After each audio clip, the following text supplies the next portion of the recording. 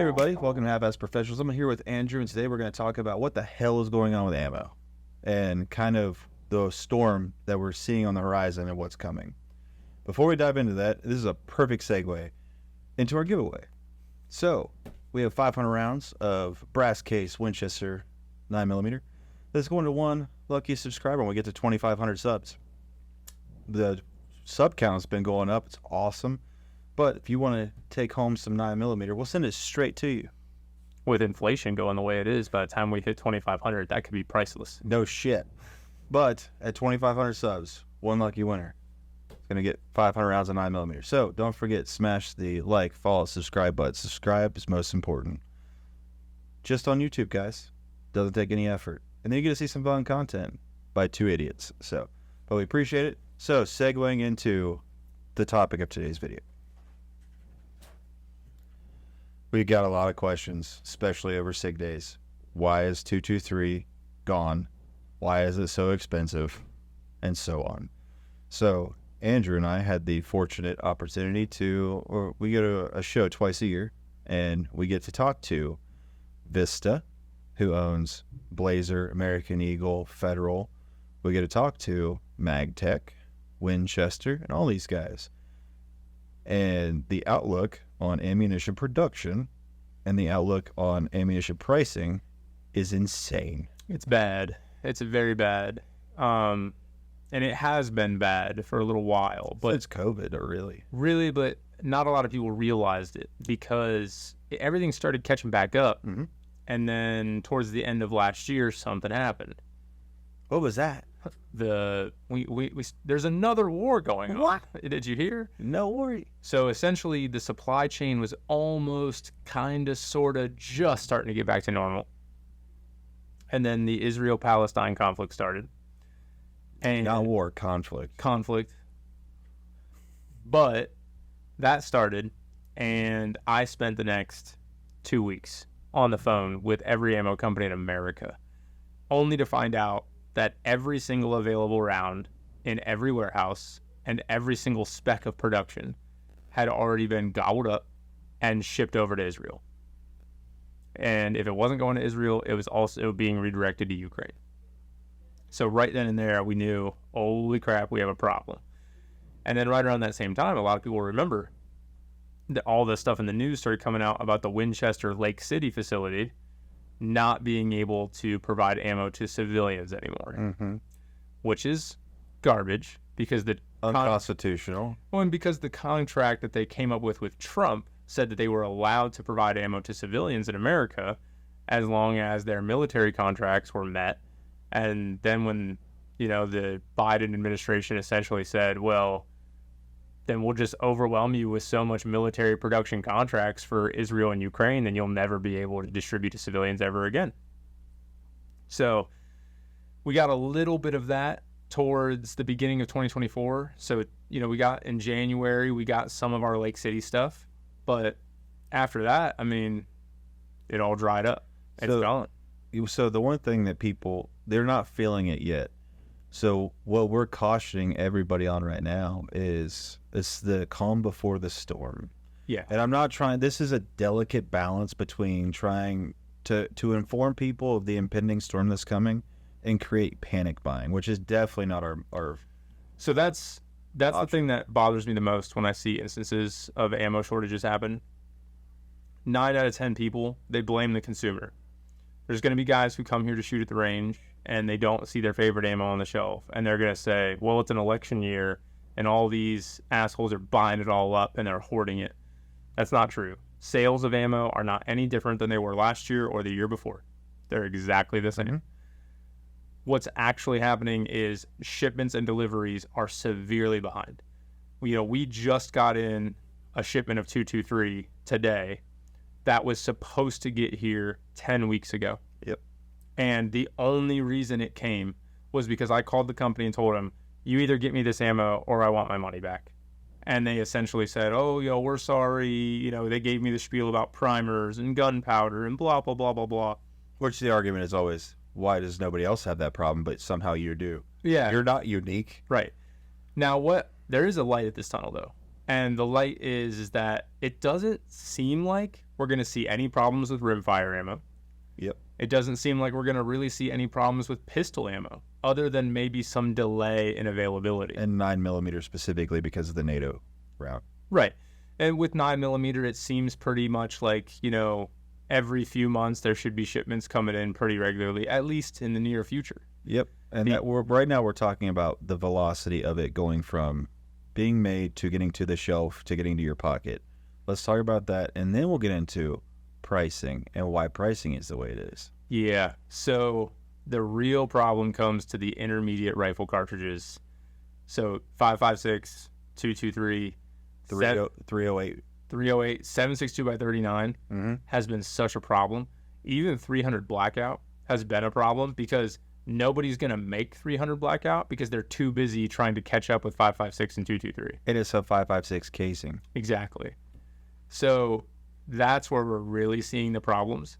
And I hear all these reloaders out there saying, well, I'll just make it myself. But the problem is bullets are available, cases are available, but the gunpowder specifically to make 5.56 223, it's gone from everywhere. And primers are still hard to get. And small rifle primers have never recovered from COVID.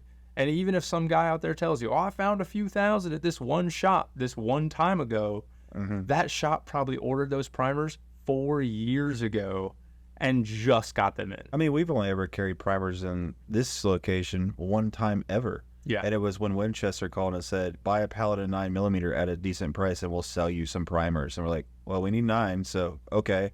Right. We put it on the shelf for a good price and let it go. And they were gone in less than a week. Yeah. So that's kind of the state of things. I just want to reiterate, it's not because of panic buying. Sales are no different. It's just availability, and the whole entire chain has been slowed down by these wars.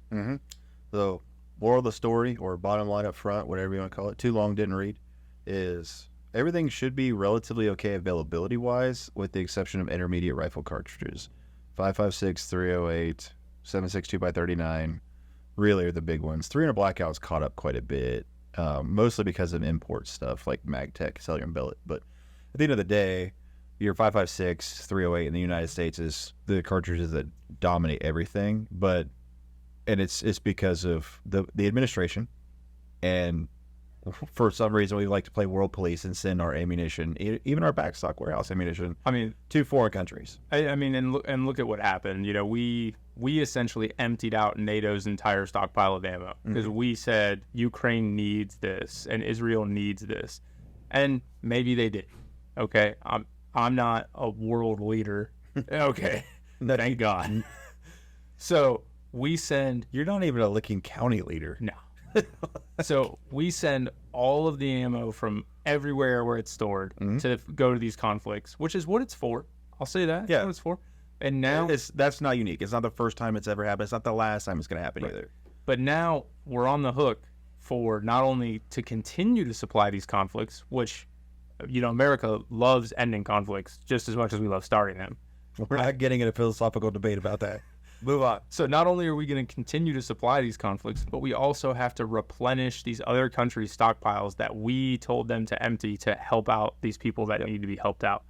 So, I remember I had one meeting that comes to mind was actually with MagTech, and they were talking to me specifically about M80 ball ammo. But it wasn't just a conversation with MagTech. It was a conversation with the vice president of MagTech. Right. Not some counter guy. Right. Not some warehouse guy. It was literally the vice president of MagTech. Yeah, I was having a meeting with the vice president of MagTech at the beginning of the year. Which is also Cellular and Billet, too. Yep. And I was sitting there kind of predicting out our calendar year, talking about our business and everything. And he asked me, like, how much 308 do you do in a year? And I was like, honestly, not that much. We're a small little gun shop. We don't do that much 308. And he's like, I recommend whatever you need, you get all of it right now. He's like, because I have about 1 million rounds, and when that's gone, you won't see 308 again until 2025. Maybe. And I said, wow, why? And he said, well, they were tooling up for a contract to replenish NATO. And they're going to just be doing nothing but making M80 ball for NATO that's going to just replenish all the ammo we wiped out with all the crew-served weapons in Ukraine and all the belt-fed stuff in Israel and everything. I was like, oh, okay. So, well, and that conversation is not unique either. I mean, when we're at SHOT Show, we're at our buy group show, we're at a bunch of different shows where we get to talk to the leaders of these companies. Same thing, pretty much echoed by the national sales director from Vista, the national sales director from Winchester. I mean, this was echoed by every big boy name out there. The one that most people may not understand is Vista. Vista Brands owns about half of the United States ammo production. Yep. Because they also acquired Remington and Remington ammunition too. Remington ammo, Blazer, Federal. CCI, Federal, American Eagle, Estate. So there's going to be a lot of people kind of rolling their eyes, and they're like, well, I'm not going to war, so this isn't really going to affect me. But what's this right here, Zach? That's 308 Winchester. Yeah, but it's Power Shock. It's deer hunting ammo. Yes, it's a jacketed soft point for deer hunting. Yeah, so companies like Federal, they can take time to make deer hunting ammo because the need for military ammo is already met. But now the need for military ammo is not met. So companies like Federal, companies like Blazer, like Hornady, like all these companies, they're going to slow down their production of those more specialized loads, and they're going to start producing much more wartime ammunition. And that's where it affects the common shooter. Because I know for a fact, 2 days into deer season, I'm going to have 300 deer hunters storming down my doors, and they're like, there's deer all up in them woods, and I can't shoot them. And it's like, well, why did you wait until the middle of season to buy ammo? So Andrew and I are both deer hunters, and I love the deer hunting and hunting community in general. But my God, we're the biggest procrastinators on the planet. Hunters when are I had the worst. When we had a dude come in, and he's like, I'm looking for a deer rifle for this year, and it's like, it's Saturday. There's 1 day left. There's 1 day left. Yeah. He's like, yeah, I'm just gonna buy it, take it out there, shoot one, and be done. I'm like, good luck if you can. I saw a duck fly by. I think I might get into duck season. It's like duck season's over tomorrow, man. Yeah. The shotgun ammo for duck season sold out 3 weeks before season even started. Yeah, it's wild. So pro tip though, if you're looking for deer loads like 350 Legend specifically for hunting ammo, not just ball ammo, stock up in December after deer season because everybody, including us, we put it on sale. Yeah, everybody puts deer season ammo on sale right after season. But I mean, look at it right now. If I go out and look at my shelf right now, I have all the deer loads available right now. Yeah, but in September, October, you won't. And it's the beginning of summer. Yeah. We're in spring, summertime. Every deer ammo is available. It's a fair price.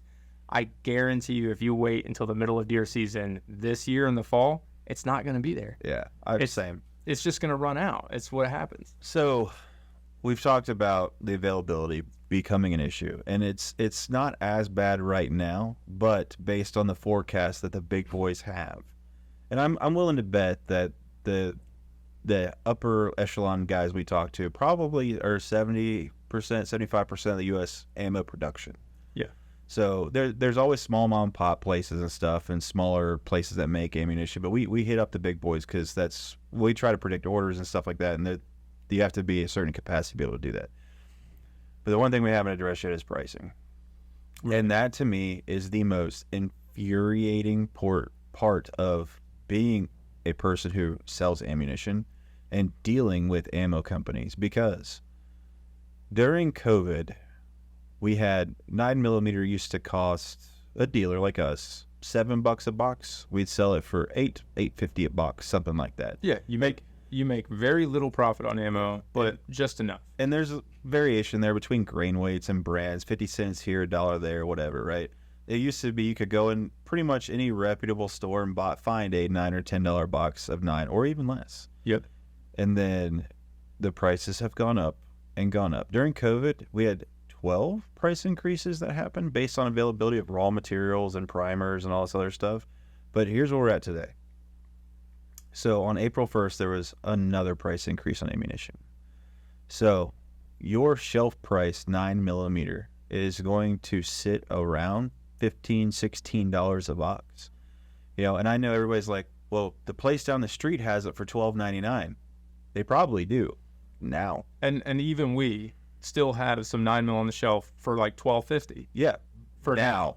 Then Right. the big problem is stuff that we have in today is stuff that was ordered 4, 5, 6 months ago that has a price locked in for that.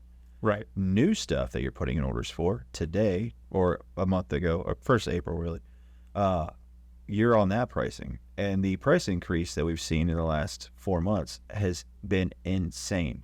You're 20 to 30% higher for cost. And our markup is the same. We do a small percentage markup on ammunition because we know it's a perishable item. We know you're going to shoot it. You're going to come back. You're going to buy more. So we try not to rob anybody on that. Right. Even though we have an indoor range and you could charge the range tax, we don't, because we've got some big players around us that have competitive pricing on 9 and, well, other things.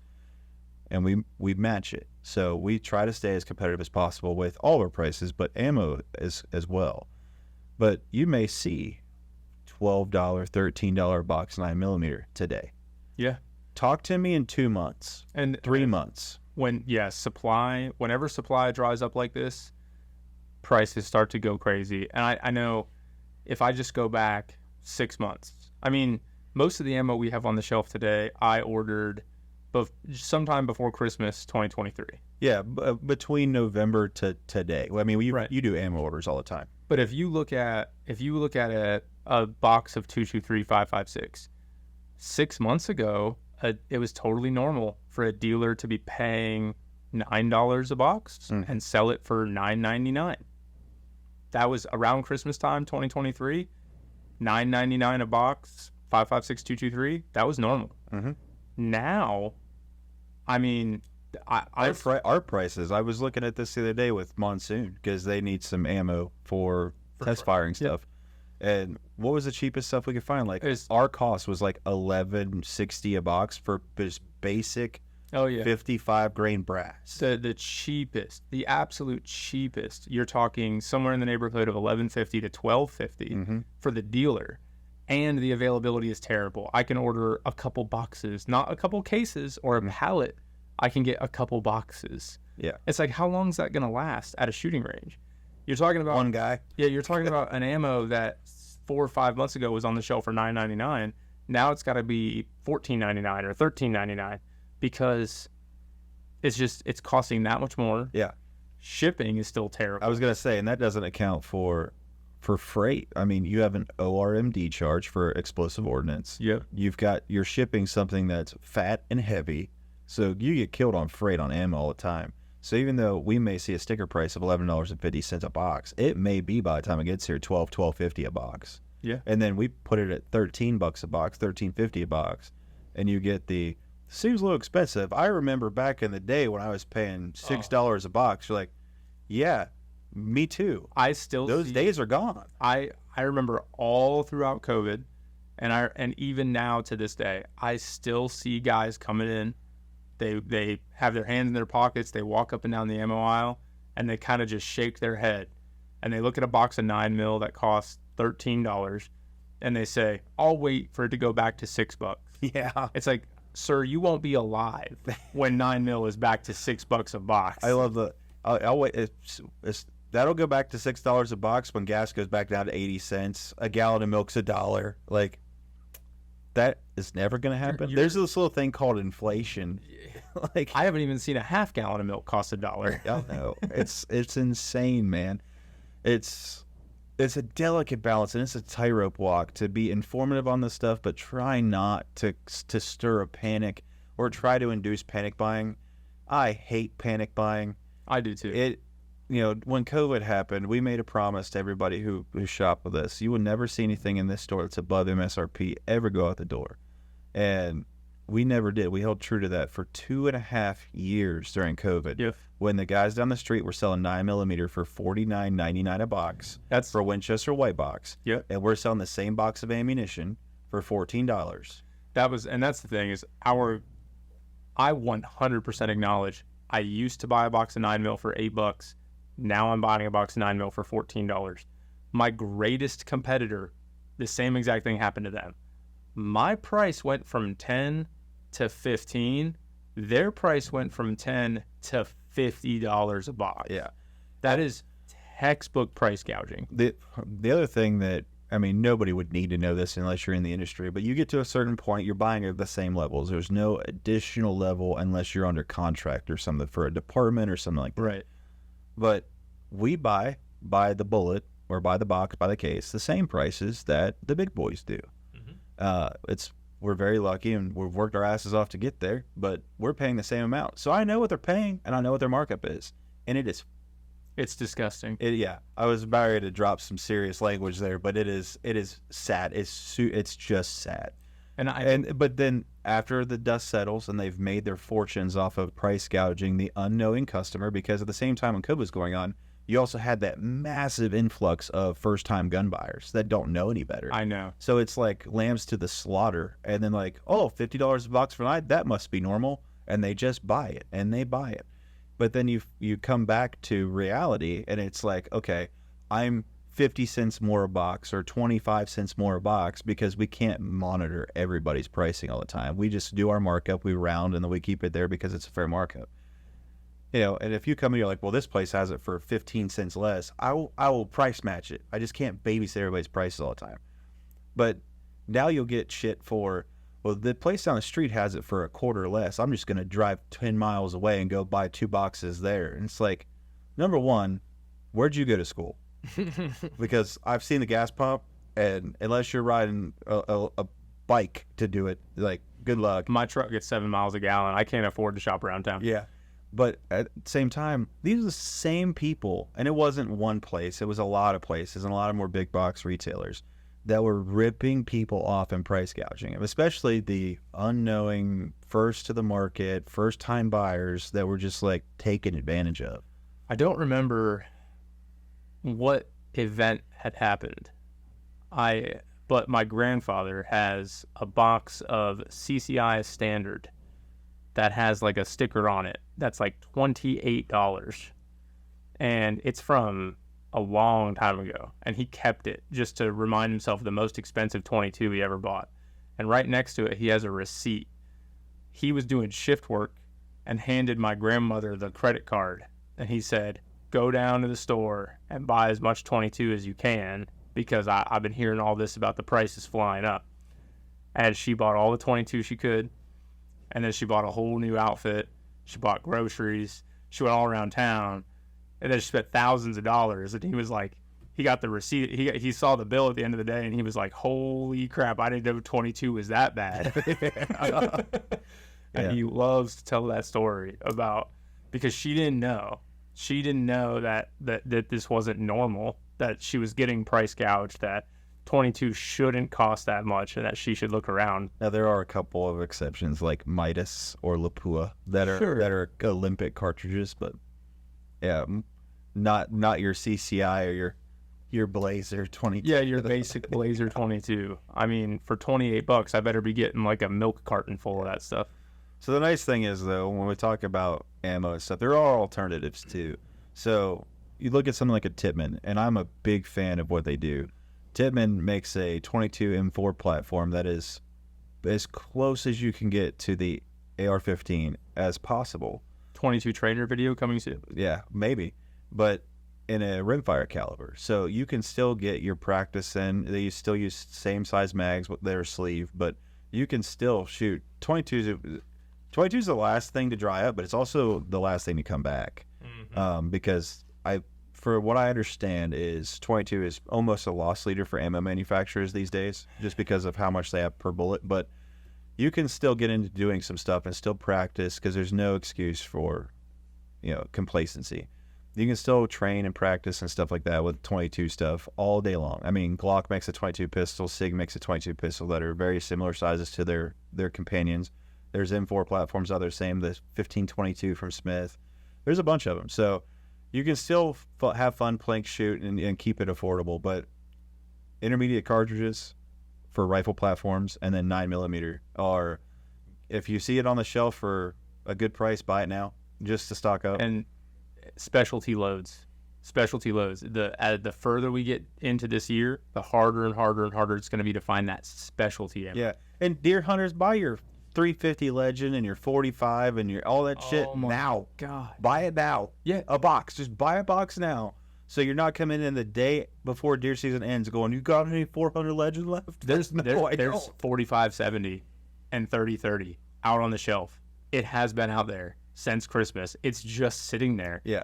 I guarantee you it will dry up 3 days before hunting season, and then I will have to have 48 hunters complain to me that I don't have what they need. It's like, dude, it's here 330 days of the year. Yeah. It's just, God damn it, buy your ammo. Yeah. That cracks me up every year. And it's been going on for, I've been in this industry for 13 years now, and it's every year. It's the same thing. I personally have not had to buy hunting ammo since Gander Mountain went out of business. Yeah, I bet not. Because I drove all around the country and I went to every Gander Mountain I could find, and I bought all the hunting ammo I could for pennies on the dollar. So Yeah. I have a lifetime supply. Well, where do you live again? Address, city, state? Date of birth, security camera codes, Yeah. Wi-Fi password. All right. So do not panic buy. Buy, take advantage of some sales and stuff, but don't be surprised in 2 or 3 months if you start seeing NATO rounds, intermediate rifle rounds, and 9mm, 20 and 30% higher, just because that's the prices that we're paying now, and we're buying it at the cheapest price points because that's the level that we're at. Very fortunate, again, to be there, but it's not going to change. And especially with the economy in the shape that it's in, I mean, Jesus. It's a double whammy. I know. If you're going to do anything, prioritize getting some ammo now. I'm really looking forward to how Joe Biden's going to fix this with his next 4 years. Shut up. Do not wish that into existence, Sleepy Joe. Anyway, we're not fans on this show of Sleepy Joe. Not good for the gun industry. No, not good for Americans, man. Just, I don't know about you, but Bidenomics is hurting everybody. Everybody I know. Hey, I'm not a team A or team B kind of guy. I'm a, are you better or worse than you were 4 years ago guy. I'm the leave me the hell alone and get off my lawn guy. I don't know a single person who can tell me that they are better off today than they were 4 years ago. Yeah, me either. We're ammo. We're focusing on ammo. We cannot talk politics. Let's go to the grocery store after this. Yeah. Oh. So we appreciate you guys taking the time to listen. Don't forget, we have a giveaway for 500 rounds of Winchester brass case 115 9mm. Like, follow, and subscribe. Subscribe is the biggest component here to the channel. And one lucky winner, when we get to 2,500 subs, will be sent, or you can pick it up, 500 rounds of 9mm. So given what we just talked about, that shit could be pretty valuable soon. Oh, yeah. That's an investment. Subscribing in this YouTube channel is an investment in your future. Yeah. Precious metals. I heard it. I heard one of our guys say that recently. He's like, I'm investing in precious metals. I was like, I need to use that excuse. I hear diversifying my portfolio into lead. Or brass. Or brass. If you guys have any questions or want to know any more information about the ammo situation, I'm not going to call it a crisis yet because we're not there yet, but there is a horrible storm on the horizon that we're staring down the barrel of. No pun intended. If you have any questions, comments, gripes, bitches, complaints, whatever, throw them in the comments. Send us an email, info@buckeyeshootingcenter.com. More than happy to take the time to answer your questions and do what we can. I mean, we are here for our community. I mean, this is on a national platform, but we focus on the Central Ohio market more than anything else. We're more than happy to serve anybody outside of that. We focus on our folks here, and we want to make sure that we're doing right by our community. So please take what we've said with a grain of salt. Take a look, shop around. Again, big boys are going to have that cheaper box for a little bit longer than we do just because they have deeper pockets, bigger warehouses, and so on. But it'll eventually get to the same playing field. So if you have some extra money in your pocket, buy a box. When you stop into the gun shop, your local store, buy a box. Just keep it back because it's like an investment. It's not going to go down in value. But it's definitely not going to go down in value. You have anything else to add? Can we yell at hunters one more time? No, it's okay. All right, everybody. We appreciate taking the time out of your day to listen to us. I'm Zack. He's Andrew. We'll catch you next week.